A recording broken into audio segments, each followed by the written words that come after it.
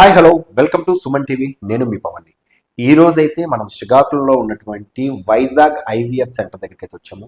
So Vizag IVF సెంటర్ని మీకు ఈరోజు నేను పరిచయం చేయబోయే ముందు ఈ ఐవీఎఫ్ సెంటర్ నడుపుతున్నటువంటి డాక్టర్ మృదులా మేడం గారితో ఒకసారి మాట్లాడి ప్రయత్నించేద్దాం. మేడం నమస్తే అండి. నమస్తే.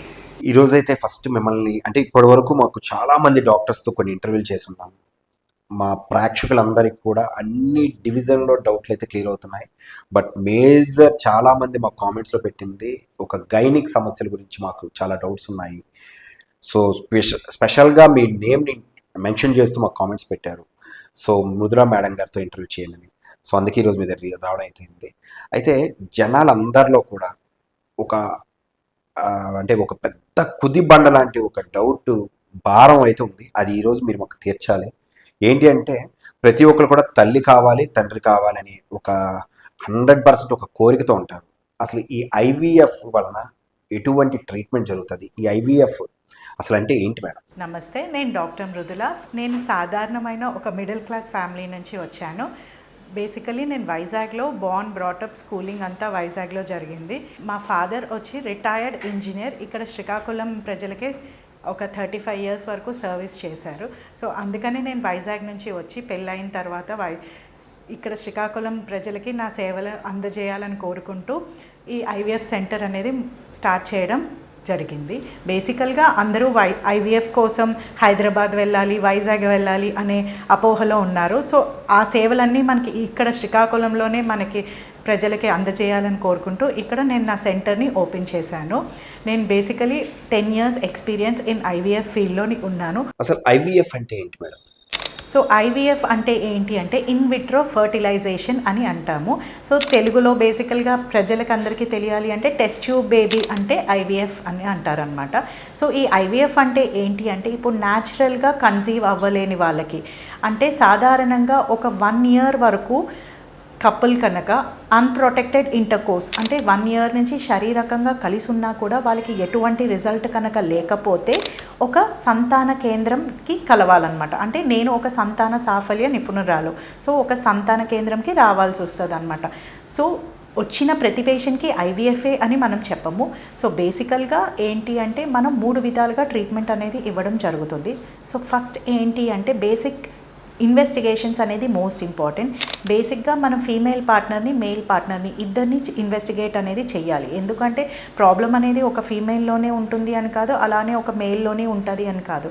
సో మేల్ వరకు కనుక వస్తే వాళ్ళ ఏజ్ ఎలా ఉంటుంది, సో నెక్స్ట్ మోస్ట్ ఇంపార్టెంట్ వాళ్ళ సిమెన్ అనాలిసిస్ అంటే వీరికన్నాల పరీక్ష అనేది ముఖ్యమైన విషయం. ఎందుకంటే వాళ్ళ వీరికన్నాలు బట్టే మనకి పేషెంట్ అనేది ప్రెగ్నెంట్ అవుతుందా లేదా అనేది మనకి తెలుస్తుంది. సో నెక్స్ట్ అలాగే ఫీమేల్ పార్ట్నర్కి కనుక వస్తే మనం 3 విధాలుగా చెక్ చేసుకోవాలి. ఎందుకంటే ఏజ్ అనేది ముఖ్యమైన విషయం. ఏదైనా చిన్న వయసు వాళ్ళకి సక్సెస్ రేట్ అనేది బాగుంటుంది. అలా వయసు పెరుగుతున్న కొద్దీ సక్సెస్ రేట్ ఉండదు అని కాదు, వాళ్ళలో సక్సెస్ రేట్ అనేది తగ్గుతూ వస్తూ ఉంటుంది అనమాట. సో ఏజ్ మనం ఎలాగో ఇర్రివర్సబుల్ కాబట్టి వేరే ఫ్యాక్టర్స్ ఏమైనా ఉన్నాయా అనేది మనం ముందుగా చెక్ చేసుకోవాలి. సో ఫస్ట్ ఫీమేల్ పార్ట్నర్కి చెక్ చేయాలంటే వాళ్ళకి బేసిక్ అల్ట్రాసౌండ్ అంటే ట్రాన్స్వెజైనల్ స్కాన్ అనమాట. సో బేసికల్గా వాళ్ళ గర్భసంచి ఎలాగుంది, నెక్స్ట్ వాళ్ళ అండాశయాలు ఎలాగున్నది. ముఖ్యమైన విషయం ఏంటి అంటే అండాశయాల్లో అండాల తాలూకా సంఖ్య అనేది ముఖ్యమైన విషయం.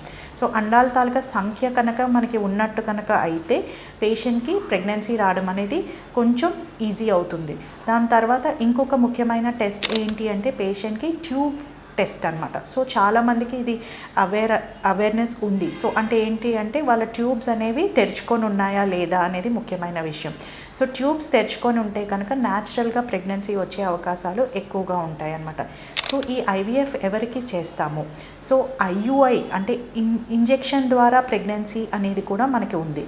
సో ఈ ఐయుఐ ఫెయిల్ అయిన వాళ్ళకి లేదా న్యాచురల్గా కొన్ని సంవత్సరాలు ప్రయత్నిస్తున్న ప్రెగ్నెన్సీ రాలేని వాళ్ళకి, నెక్స్ట్ వీరికన్నాల్లో ప్రాబ్లం ఉన్న వాళ్ళకి, నెక్స్ట్ వయస్సు 40 సంవత్సరాలు దాటి వాళ్ళకి అండాల తాలూకా సంఖ్య తక్కువగా ఉన్న వాళ్ళకి, నెక్స్ట్ ఈ ట్యూబ్స్ అనేవి బ్లాక్ అయిన అమ్మాయిలకి ఈ ఐవీఎఫ్ అనే ట్రీట్మెంట్ మనం చేయడం అనేది జరుగుతుంది.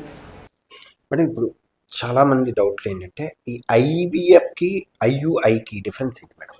ఐయుఐ అంటే ఇన్ యూట్రో ఇన్సెమినేషన్ అని అంటారనమాట. సో ఇది బేసిక్గా ఆఫీస్ ప్రొసీజర్ అని మనం అంటాం.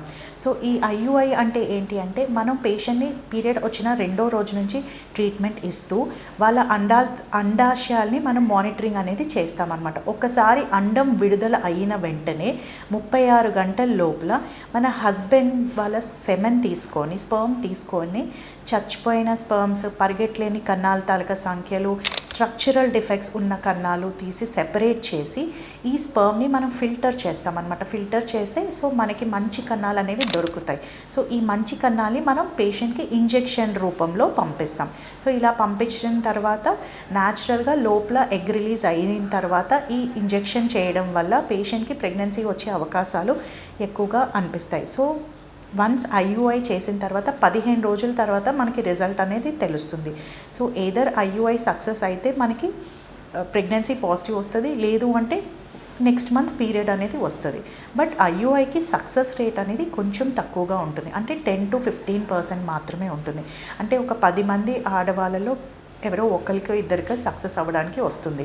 సో మనం దీన్ని సక్సెస్ రేట్ ఇంప్రూవ్ చేయాలి అంటే బేసికల్గా హస్బెండ్ తాలూకా ఫ్యాక్టర్ ప్రాబ్లం ఎక్కువ ఉన్నా, పేషెంట్కి ఏమైనా ఒబేసిటీ ఉన్నా, పీసీఓడి ఉన్నా, ఆ చిన్న చిన్న కరెక్షన్ కనుక చేస్తే ఐయుఐ సక్సెస్ అవ్వడానికి అవకాశాలు అనేవి ఎక్కువగా ఉంటాయి. అదే ఐయుఐ అంటే అది ఒక సముద్రమే చెప్పాలి ఐవీఎఫ్ అంటే. సో ఐవీఎఫ్కి సక్సెస్ రేట్ వచ్చేసి 60% వరకు ఉంటుంది. ఎర్లియర్ ఏంటంటే 30 నుంచి 35% వరకు సక్సెస్ రేట్ ఉండేది. ఇప్పుడు టెక్నాలజీస్ మారడం వల్ల, రీసెంట్ అడ్వాన్సెస్ వల్ల, చాలా ఎక్కువ మెడికేషన్స్ రావడం వల్ల ఇప్పుడు 60 to 65% వరకు సక్సెస్ రేట్ అనేది మనం చూడగలుగుతున్నాం ప్రెజెంట్ సినారియోలో. ఓకే. అయితే ఇప్పుడు మీ ఈ 10 years ఎక్స్పీరియన్స్లో అసలు ఎక్కువ ప్రాబ్లం ఉన్నది మేల్స్లో ఉంటుందా, ఫీమేల్లో ఉంటుందా? అలా అని మనం చెప్పలేము, ఎక్కువగా మేలా ఫీమేలా అనేది మనం చెప్పలేము. బట్ ఈ శ్రీకాకుళం ఏరియాలో కొంచెం ఫీమేల్ ఫ్యాక్టరే ఎక్కువగా నాకు కనిపిస్తుంది అనమాట. ఎందుకు అంటే మేబీ పొల్యూషన్ వల్ల అవ్వచ్చు, ఇంకేదైనా సర్టన్ రీజన్స్, మేబీ వాళ్ళకి అవగాహన లేకపోవడం, నెక్స్ట్ డైట్ చేంజెస్ వల్ల, నెక్స్ట్ ఈ పీసీఓడి చేంజెస్ అనేది ఇప్పుడు కామన్గా 10 మంది ఆడపిల్లలో 4 లేదా 5 ఈ నీటి బుడగల సమస్య అంటే పీసీఓడి అనేది ఎక్కువగా అవ్వడంతో వీళ్ళకి కొంచెం ఎక్కువ ఫీమేల్ ఇన్ఫర్టిలిటీ అనేది మనం ఈ శ్రీకాకుళం ఏరియాలో చూడడం అనేది జరుగుతుంది. అలా అని చెప్పి మేల్ కూడా కొంచెం ఎక్కువగానే ఉంటుంది, ఎందుకంటే మనకి మేల్ ఫ్యాక్టర్ కూడా కొంచెం ఎక్కువగానే దొరుకుతారు. ఎందుకంటే శ్రీకాకుళం ఏరియా అంతా మనకి సీమెన్స్ ఉంటూ ఉంటారు. సో సీమెన్స్ అంటే మీకు తెలిసిన విషయమే, అందరూ ఈ బోట్స్ మీద ఒక 6 months వెళ్ళిపోవడం వల్ల, అలాగా వాళ్ళు రెగ్యులర్గా ఇంటర్కోర్స్లో లేకపోవడం వల్ల, కొంచెం సాల్ట్ వాటర్లో ఉండడం వల్ల, పొల్యూషన్కి దగ్గరగా ఉండడం వల్ల సో ఈ స్పర్మ్ ఇష్యూస్ కూడా ఎక్కువగా అనిపిస్తున్నాయి. సో మేల్ ఇన్ఫర్టిలిటీ కూడా కొంచెం ఈక్వల్గానే శ్రీకాకుళంలో ఎక్కువగా ఉంది అని నేను గ్రహించిన విషయం ఈ శ్రీకాకుళం వచ్చిన తర్వాత. ఓకే. ఇప్పుడు ఇటువంటి సమస్యలు రాకుండా తీసుకోవాల్సిన జాగ్రత్తలు ఏంటి? ముఖ్యంగా చాలా ఉంటాయి, బట్ బేసికల్గా మేల్స్ వరకు వస్తే కనుక రెగ్యులర్గా స్పర్మ్ చెకింగ్ అనేది మనం చేసుకుంటూ ఉండాలి. వాళ్ళకి ఏమైనా సీమెన్స్ వాళ్ళు ఏంటి అంటే డైట్ చేంజ్ అనేది ఎక్కువగా చేసుకోవాలి. ఈ స్మోకింగ్, డ్రింకింగ్, ఈ గుట్కా ఇవన్నీ కొంచెం మన శ్రీకాకుళం ఏరియాలో కొంచెం ఎక్కువగానే నేను గమనించాను. సో అవన్నీ అవాయిడ్ చేస్తే కనుక కొంచెం స్పర్మ్ అనేది ఇంప్రూవ్ అవుతూ ఉంటుంది. నెక్స్ట్ ఫుడ్ పరంగా వస్తే కూడా మనకి కొంచెం హై ఫ్యాట్ డైట్ తీసుకుంటూ ఉంటారు శ్రీకాకుళం జనాలు, ఎక్కువగా నాన్ వెజిటేరియన్ తీసుకోవడం వల్ల. నెక్స్ట్ సెడెంటరీ లైఫ్ స్టైల్ అనేది కొంచెం ఎక్కువగా కనిపిస్తుంది, అంటే వాళ్ళకి రెగ్యులర్ ఎక్సర్సైజెస్ లేకపోవడం వల్ల. నెక్స్ట్ ఫోన్స్ ఎక్కువ తీసుకోవడం, అంటే రేడియేషన్ ఎక్స్పోజర్ కూడా ఎక్కువ ఉంటుంది. సో నా అడ్వైస్ ఏంటి అంటే లైఫ్ స్టైల్ చేంజెస్, అట్లీస్ట్ ఒక half an hour to 1 hour of regular exercise. It could be yoga లేదా మెడిటేషన్ లేదా వాకింగ్ లేదా జిమ్ చేసుకోవడం. నెక్స్ట్ డైట్ అనేది కంప్లీట్గా మార్చడం, హై ఫైబర్ డైట్ తీసుకోవడం, యాంటీ ఆక్సిడెంట్స్ ఉన్న ఫుడ్ ఎక్కువ తీసుకుంటూ ఉండి, నెక్స్ట్ నాన్ వెజిటేరియన్, ఈ స్మోకింగ్, డ్రింకింగ్, ఆల్కహాల్ కనుక మనం అవాయిడ్ చేయగలిగితే స్పర్మ్ అనేది ఇంప్రూవ్ అవ్వడానికి అవకాశాలు కొంచెం ఎక్కువగా ఉంటాయి. ఓకే. ఇప్పుడు దేశ సరిహద్దుల్లో మన దేశం కోసం ఎంతగానో కష్టపడుతున్న మన హీరోస్, ఆర్మీ ఆఫీసర్స్ అందరికీ ఎంతగానో నా కృతజ్ఞతలు. హ్యాట్స్ ఆఫ్ మీకు. సో మీరు దేశ సరిహద్దుల్లో రక్షణకి మీరు ఎలాగ టెన్షన్గా పడుతున్నారో, సో మీ ఫ్యామిలీ గురించి ఎటువంటి టెన్షన్ తీసుకోకుండా ఉండాలని నేను కోరుకుంటున్నాను. సో మీ ఫ్యామిలీ పరంగా ఎటువంటి గైనిక్ సమస్యలు ఉన్నా ఏమున్నా చూడడానికి, నేను ఫ్రీగా చూడడానికి నేను సహకరిస్తానని కోరుకుంటూ, మీరు హ్యాపీగా ఉండి వాళ్ళని కూడా హ్యాపీగా ఉంచాలని కోరుకుంటూ ఉన్నాను. Thank you. చూశారు కదా, ఈ రోజైతే శ్రీకాకుళంలో మనం ఉన్నటువంటి వైజాగ్ ఐవీఎఫ్ సెంటర్కి అయితే వచ్చాము. అయితే ఈ వైజాగ్ ఐవీఎఫ్ సెంటర్ అనేటప్పుడు చాలా మందికి ఒక డౌట్ ఉండొచ్చు, వైజాగ్ ఐవీఎఫ్ సెంటర్ అంటే ఇది వైజాగ్ అని. కాదండి, శ్రీకాకుళం డే అండ్ నైట్ జంక్షన్లో ఉన్నటువంటి వైజాగ్ ఐవీఎఫ్ సెంటర్.